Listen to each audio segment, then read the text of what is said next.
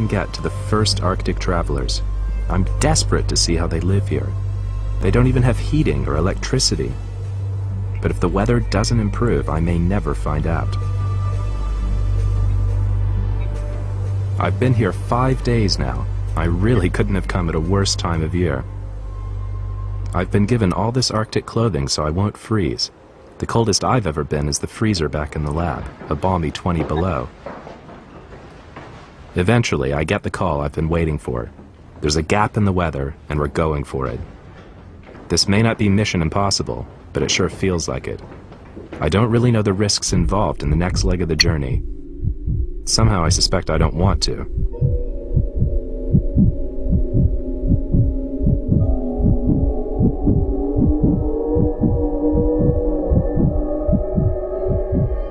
How can anyone live down there? It's strange, but being truly alone is exhilarating. Absolutely unbelievable. Just incredible. It is amazing here. It's like being on the moon. Incredible flight. One of the most beautiful things I've ever seen. Gorgeous. Really gorgeous.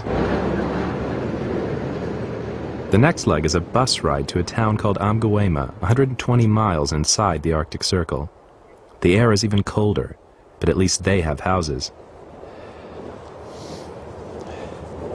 It's about 5 o'clock in the morning. Temperature is minus 25 degrees. We spent the night here in Amguema village. Now we're headed up to the tundra. It's about a 6-hour trip in one of these, an ex-Soviet tank. Gotta find out which one I'm going in first, though. Back here, the gear. We'll need that. My guide hasn't arrived yet, so we're heading off without him. I've been told he'll meet us later, nearer the Chukchi camp. Here we go. The bus uptown. See you in the tundra.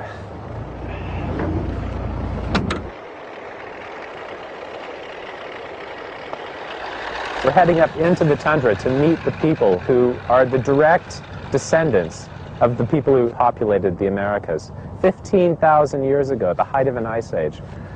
And the fact that I get to tell this incredible story and actually go on the journey that the genes have shown us, it's just amazing. This place is absolutely beautiful, and it's like being on another planet.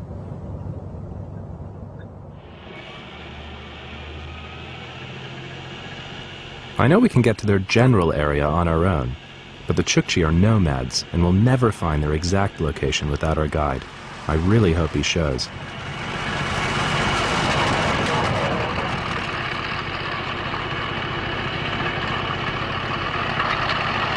At last he appears, and I'm about to get another lesson in human endurance. It turns out he's been walking for the last 6 days and nights to meet me. Vladilin, you're from this village, Donkarem. Да, я с побережья, коренной. Yes, I am from coastal Chukotka. And you walked. Yeah. So from Amguema, we head west up the Amguema River, maybe 100 kilometers until we find them. Да, окей, да, все правильно. Yeah, you're right. Okay, fantastic. I sense I'm gonna have to cut down on handshaking. I'm too fond of my fingers.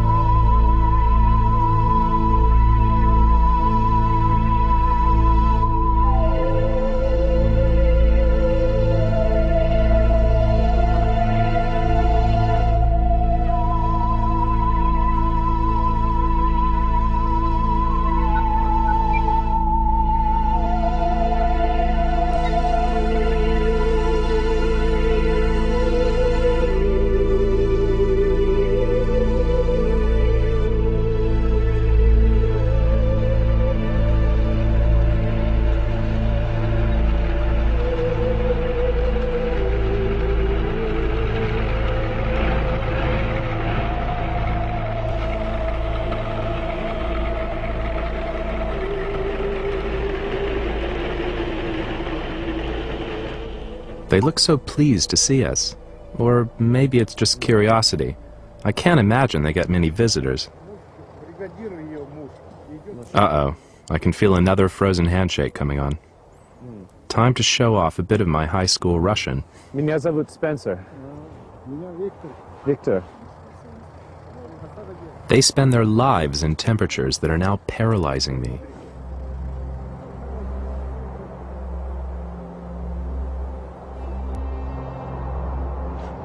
Looking around here, I'm struggling to comprehend it all.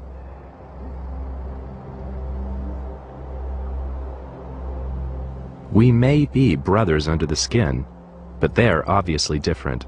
Somehow, they're better able to cope with the cold. And Nina Jablonski knows why. The Chukchis are a classic example of what has been referred to in human biology as Bergmann's and Allen's rules. That is, in a very cold climate, the surface area of the body will be reduced and the length of the appendages will be reduced. So the people tend to have shorter arms and legs, shorter fingers, and a shorter and rounder trunk to reduce the surface area through which heat can be lost. In that way, they're wonderful furnaces, as it were, for preserving their own body heat.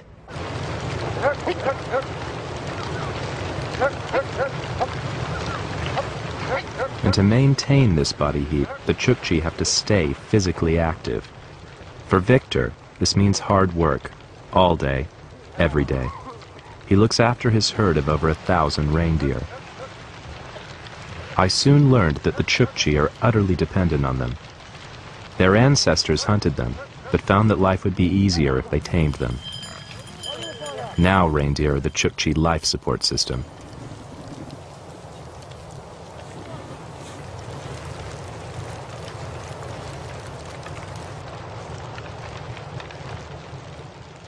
But how do these high-energy and all-providing creatures manage to survive in this frozen desert? No vegetables, no greens of any kind. The answer lies beneath the snow, in the most precious resource in the tundra, lichen. The reindeer dig down to find it.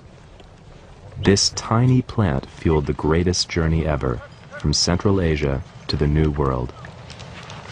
We're 200 kilometers inside the Arctic Circle, eastern Siberia, mid-November, little after 3 o'clock in the afternoon. The sun has already gone down. Temperature's about minus 40 Celsius, and it's dropping at a rate of about a degree every 10 minutes, so it's going to get very, very cold tonight. One of the things you don't really think about when you imagine cold on this scale is that all of the moisture, all of the liquid is tied up in this, snow and ice. It's as though liquid water did not exist, almost like a parallel universe. And that's what life was like about 40,000 years ago as we were going into the depths of the last ice age. And by 20,000 years ago, the world had hit rock bottom, as cold as it could get. Yet the Chukchi's ancestors survived. Ah, this is a Yaronga. An important lesson in Chukchi survival. Eat and drink all the time. I'm starving. So, what's on the menu? This is reindeer. Excellent. Do you want? I would love some, yeah. The Chukchi diet is almost entirely based on reindeer. They use every part of the animal for sustenance. At these temperatures, nothing gets wasted. I've never eaten reindeer meat. It tastes really good. Bit like beef, but richer and higher in protein. Yeah, don't eat from knife because it's cold and your tongue can... Stick to the knife.